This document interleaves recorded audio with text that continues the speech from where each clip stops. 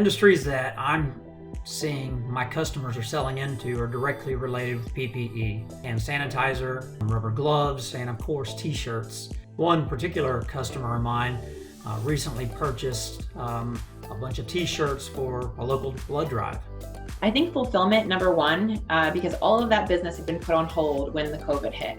So nobody needed any of their orders to be fulfilled. So now with all of the events being rescheduled and businesses opening back up, those fulfillment orders are starting to come in. Wedding, baby showers, any outdoor event, camps, outdoor sports, especially the NCAA and professional sports teams, which have been given at least the green light to start practicing. That's generating a lot of excitement with the fans.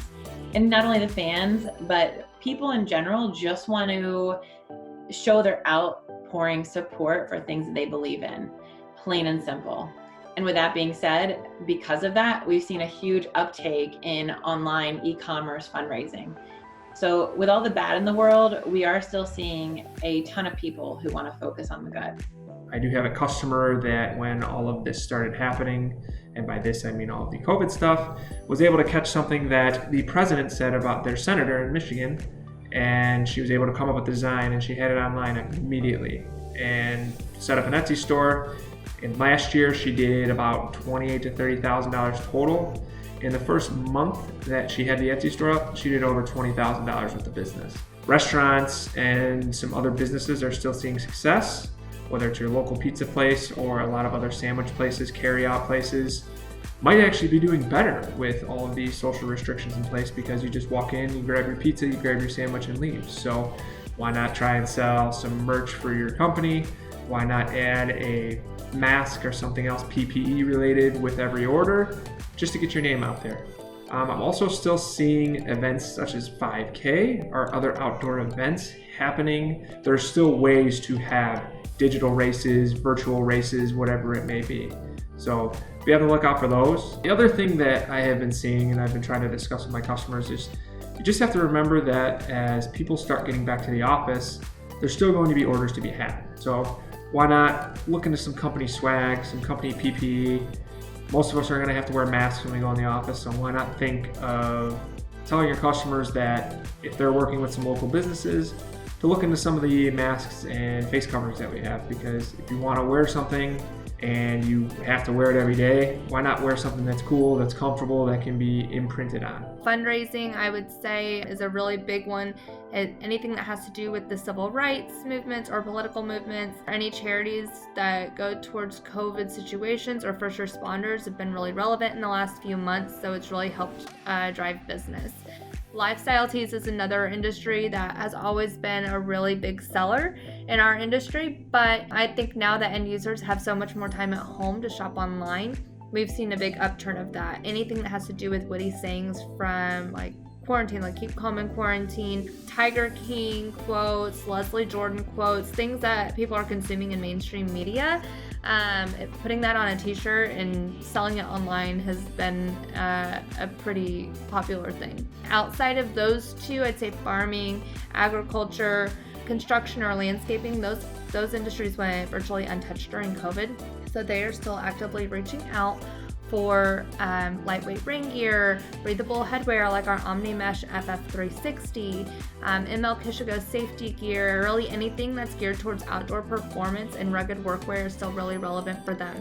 And it's an awesome time to start putting package deals with those types of products in front of them because their busy season's just getting started. Using larger retail stores like Scheels, as they begin to open their doors, they're looking for new styles, especially for the summer season, and that's a great way to get on their wholesale platform and crack into another key market. Another great idea are local farmers markets, especially in the suburbs of Chicago. These markets are starting to open up with social distance rules in place, and you can set up a booth with your business, sell some merchandise, and also hand out business cards in order to increase your customer base.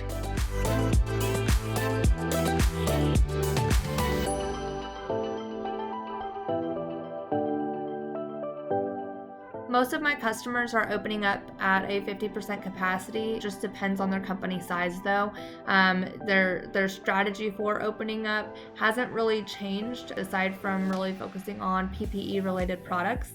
However, I do have customers that use the last few months to really focus on brand awareness and building their brand and attracting the right types of customers. So they've been writing blogs, really describing who they are as a brand, what they stand for, giving advice for other people in the industry on how to stay agile in a pretty ever-changing market, and just sharing advice and building that trust and loyalty with their customer base. People want to partner with those that they feel their values align with, and since they're sharing those types of things with those that follow them, they're getting those types of customer relationships.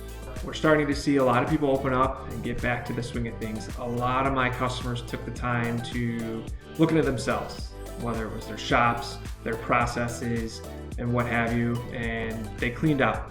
They cleaned up the shop, they made it organized, they cleaned out their presses, they cleaned the screen, and did whatever they could and got rid of anything that was excess in their shop to make it more accessible. Because if you do have a shop or you do have a storefront, we all have to adhere to social guidelines now.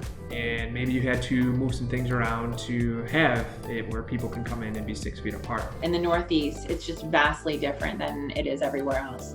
I was in South Carolina last week and it wasn't even required to wear masks. People were acting like nothing was even happening. So coming back here, it's just like one extreme to the other. Where feasible, most sales reps are still working remotely. They are trying to find unique ways to get in front of their customers, like scheduling a happy hour at outdoor dining, a round of golf, coffee at the outdoor dining at Starbucks. So those types of things are starting to slowly happen, which is really exciting. E-commerce sites flourished. I think that's where the money was right over these last couple months. And I think they will continue to adapt and evolve and just grow like they have been. And then with retail, I've seen a hybrid type scenario where they picked up e-commerce, continued with it, and now they're starting to do curbside pickups. So they want to see people, they're just not ready to have a bunch of people in the store. I think they are going to be giving masks away at the door so they can also have a walking billboard. So they're also protecting themselves, their employees, and the customers by having everyone wear PPE material. I think it's really important to get the word out in your local communities and to your customer base using platforms such as Facebook, Instagram, and your website, just to let people know that you're ready and in fact are open for business. A couple other great ways I've been seeing lately are utilizing methods like Zoom in order to showcase mock-ups to your customers. You can showcase new products and maintain more of a creative interaction. Don't feel afraid either to consult your local rep about getting new samples if you do have a showroom or signs from some of your favorite brands like Adidas or Columbia. From all of us at SNS, we're really excited to see that business is in fact reopening, turning around, and we're getting back on track.